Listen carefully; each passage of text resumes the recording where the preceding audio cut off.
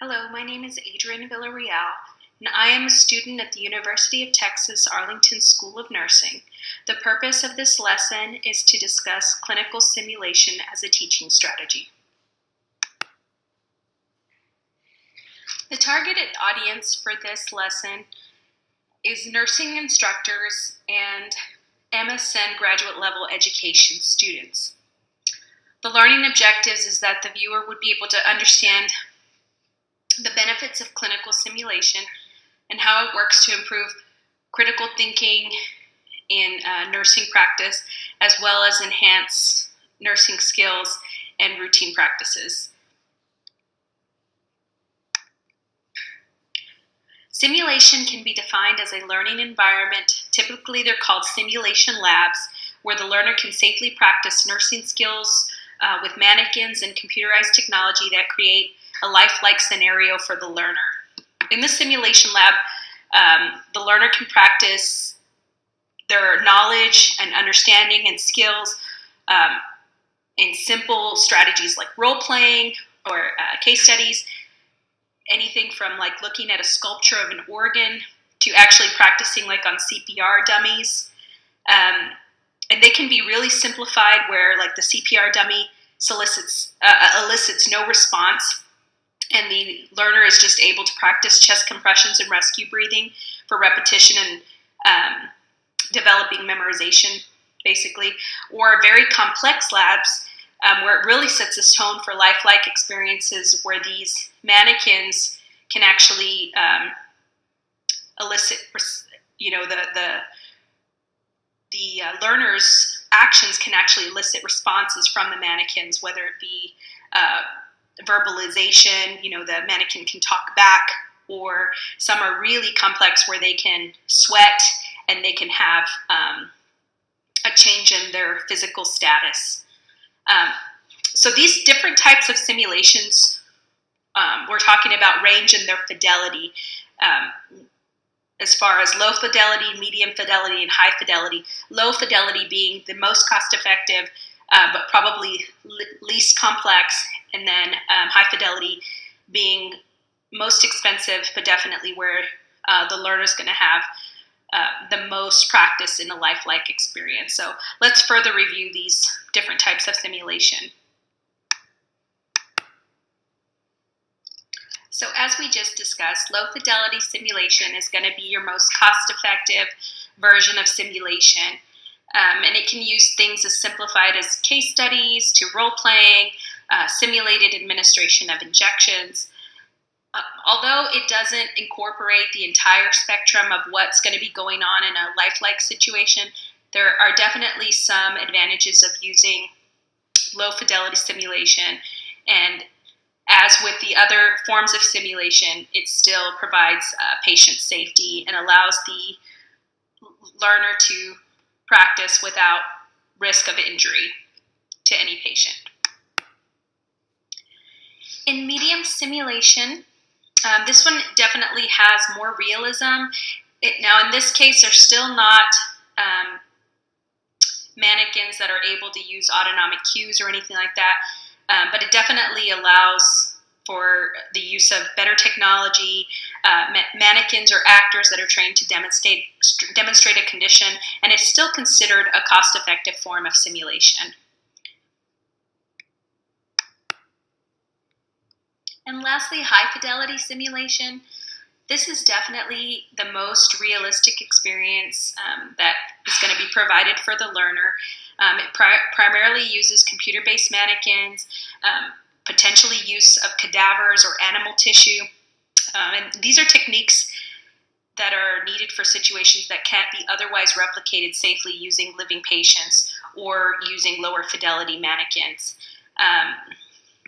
This type of simulation is used to teach advanced clinical skills such as surgery, anesthetics, putting in PICC lines, things that you really couldn't practice on a real patient.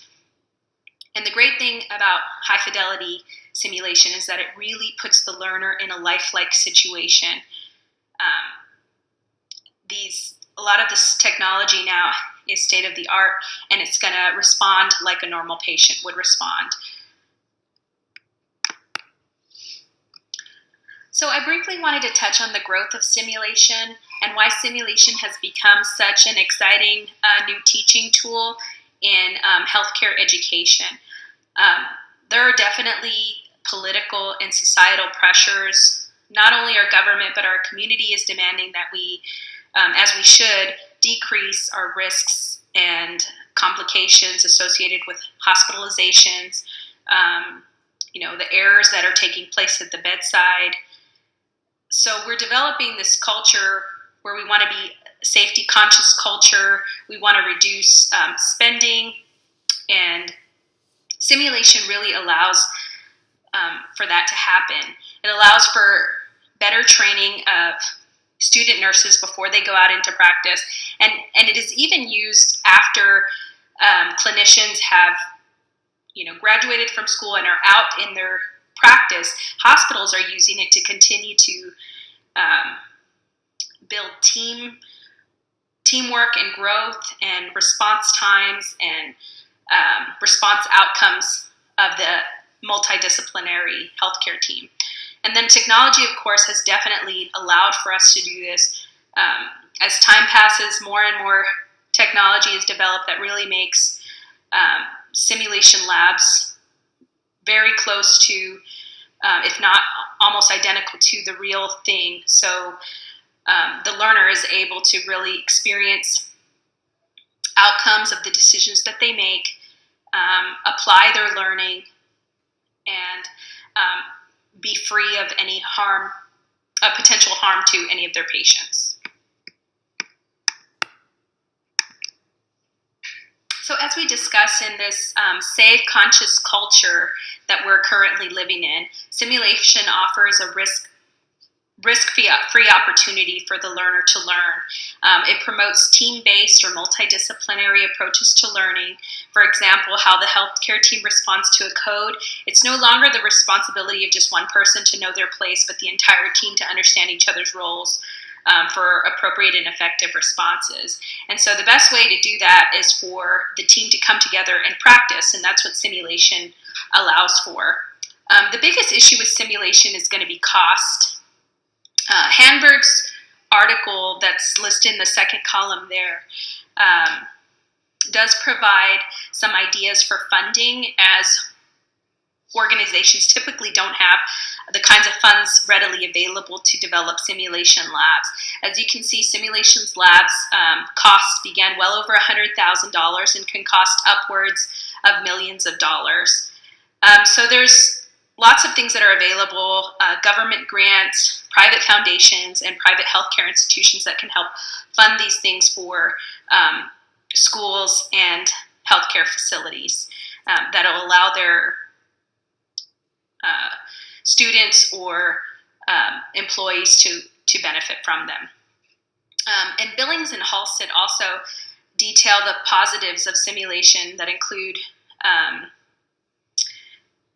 increased use of faculty. Faculty are better able to observe the students and their responses and give real-time feedback, whereas in a hospital clinical-based setting, that doesn't always happen because there's one instructor for 20 different students that are spread out across an entire unit and sometimes multiple floors. That really does not allow for that immediate addressing of feedback or errors. And it really doesn't ever, in that type of setting, doesn't ever allow for students to receive consistent experiences, whereas in a clinical simulation lab, it will allow that.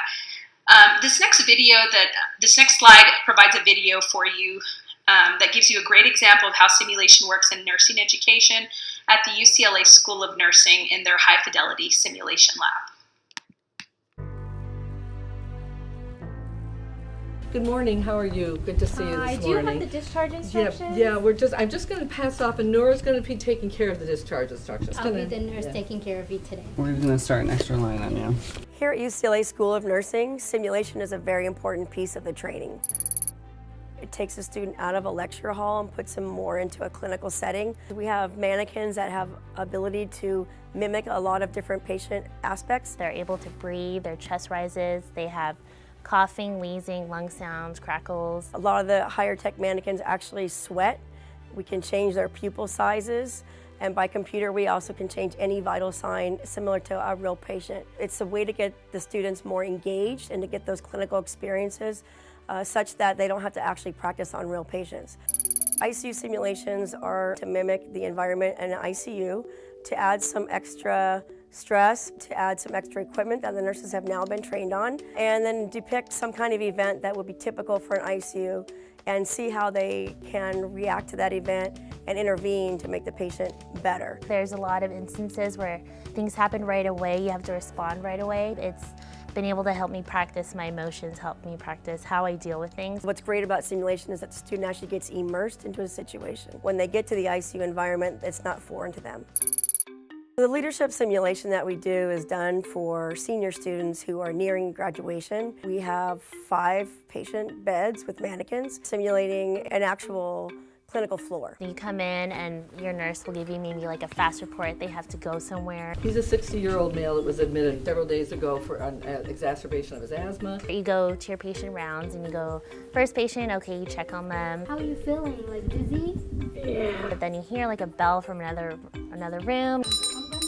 Okay, I'll let her know. I'll be quick. Okay. The goal is to give them a little bit of stress because we want them to be able to think as a nurse and to be able to think on their feet. So Mr. Salter, you're having very low blood pressures. It can certainly be that chaotic during the day, and that's why we have this for practice, to put us in those situations so we can learn how to think, what to do. After each of the simulations, it's really important to come together and have a debriefing. The whole point of the debriefing really is for them to reflect on what they were thinking when they did different things, and then if they would do anything different, how would they do it different? It's really helped us boost our confidence and also helped apply everything we learned in the books to what we see in the real world. The goal of simulation here at UCLA is to send students out into the clinical world more prepared and better able to tackle some of the more difficult types of cases that they're going to come upon.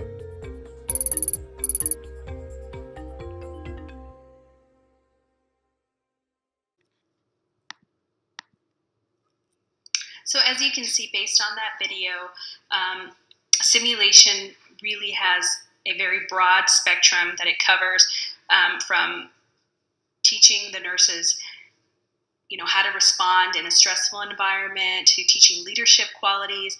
As you can see, it definitely is a safe learning environment as they're not practicing on real patients. It definitely has positive implications for everyone involved, students, teachers, and patients alike. I hope that you have enjoyed this lesson on simulation and now have a better understanding of the benefits of simulation and how it can impact the future of nursing practice, as well as have an understanding of the barriers to the development of simulation labs in an effort to raise awareness and advocate for funding for this exciting teaching strategy that has allowed for higher order thinking while reducing the risk for patients. Thank you for taking the time to review this lesson and may it guide you to advocate for the use of simulation when you go into practice as a nurse educator.